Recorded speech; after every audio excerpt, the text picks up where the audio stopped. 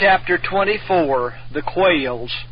God continued to feed the Hebrew host with the bread rained from heaven, but they were not satisfied. Their depraved appetites craved meat, which God in His wisdom had withheld in a great measure from them. And the mixed multitude that was among them fell a-lusting, and the children of Israel also wept again, and said, Who shall give us flesh to eat? We remember the fish which we did eat in Egypt freely, the cucumbers and the melons and the leeks and the onions and the garlic. But now our soul is dried away. There is nothing at all besides this manna before our eyes. They became weary of the food prepared for them by angels and sent them from heaven. They knew it was just the food God wished them to have, and that it was healthful for them and their children. Notwithstanding their hardships in the wilderness, there was not a feeble one in all their tribes. Satan, the author of disease and misery, will approach God's people where he can have the greatest success. He has controlled the appetite in a great measure from the time of his successful experiment with Eve in leading her to eat the forbidden fruit. He came with his temptations first to the mixed multitude, the believing Egyptians, and stirred them up to seditious murmurings. They would not be content with the healthful food which God had provided for them. Their depraved appetites craved a greater variety, especially flesh meats.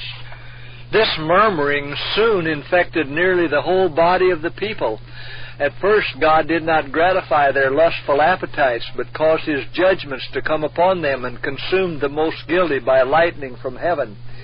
Yet this, instead of humbling, only seemed to increase their murmurings. When Moses heard the people weeping in the door of their tents and complaining throughout their families, he was displeased. He presented before the Lord the difficulties of his situation and the unsubmissive spirit of the Israelites and the position in which God had placed him to the people, that of a nursing father who should make the sufferings of the people his own. He inquired of the Lord how he could bear this great burden of continually witnessing the disobedience of Israel and hearing their murmurings against His commands and against God Himself. He declared before the Lord that he had rather die than see Israel by their perverseness drawing down judgments upon themselves, while the enemies of God were rejoicing in their destruction. In his distress he said, I am not able to bear all this responsibility alone, because it is too heavy for me. The Lord directed Moses to gather before him 70 of the elders whom he knew to be the elders of the people. They were not to be those only in advanced years, but men of dignity, sound judgment, and experience, who were qualified to be judges or officers, and bring them unto the tabernacle of the congregation, that they may stand there with thee. And I will come down and talk with thee there, and I will take of the Spirit which is upon thee, and will put it upon them, and they shall bear the burden of the people with thee, that thou bear it not thyself alone. And say thou unto the people, Sanctify yourselves against tomorrow, and ye shall eat flesh. For ye have wept in the ears of the Lord, saying, Who shall give us flesh to eat? For it was well with us in Egypt. Therefore the Lord will give you flesh, and ye shall eat.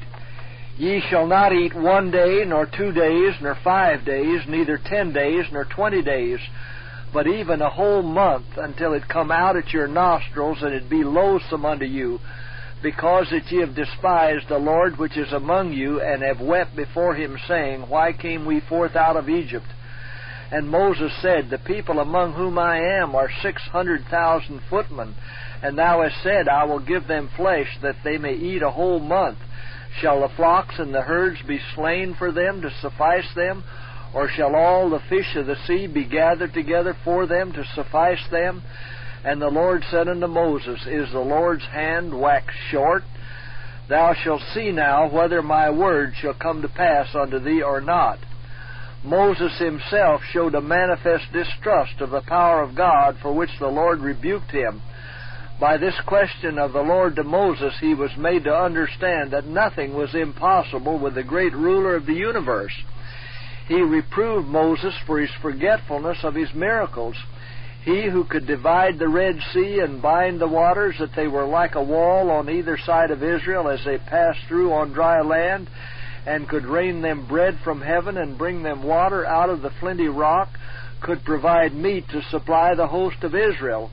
And Moses went out and told the people the words of the Lord, and gathered the 70 men of the elders of the people, and set them round about the tabernacle. And the Lord came down in a cloud, and spoke unto him, and took of the Spirit that was upon him, and gave it unto the 70 elders. And it came to pass that when the Spirit rested upon them, they prophesied and did not cease. This prophetic gift rested upon the judges and elders to establish the confidence of the people in them, and to be a sign that God had chosen them to unite their authority with Moses and assist him in the work of subduing the murmurings of the people during their sojourn in the wilderness, and thus ease the task upon Moses. And there went forth a wind from the Lord, and brought quails from the sea, and let them fall by the camp, as it were a day's journey on this side, and as it were a day's journey on the other side, round about the camp, and as it were 2 cubits high upon the face of the earth. And the people stood up all that day, and all that night, and all the next day, and they gathered quails. He that gathered least gathered 10 homers, and they spread them all abroad for themselves round about the camp. And while the flesh was yet between their teeth, the wrath of the Lord was kindled against the people, and the Lord smote the people with a very great plague. In this instance the Lord gave the people that which was not for their best good, because they would have it. They would not submit to receive from the Lord those things which would prove for their good. They gave themselves up to seditious murmurings against Moses and against the Lord, because they did not receive those things which would prove an injury to them. Their depraved appetites controlled them, and God gave them flesh meats as they desired, and He let them suffer the results of gratifying their lustful appetites. Burning fevers cut down very large numbers of the people. Those who had been most guilty in their murmurings were slain as soon as they tasted the meat for which they had lusted. If they had submitted to have the Lord select their food for them, and had been thankful and satisfied for food which they could eat freely of without injury, they would not have lost the favor of God, and then been punished for their rebellious murmurings by great numbers of them being slain.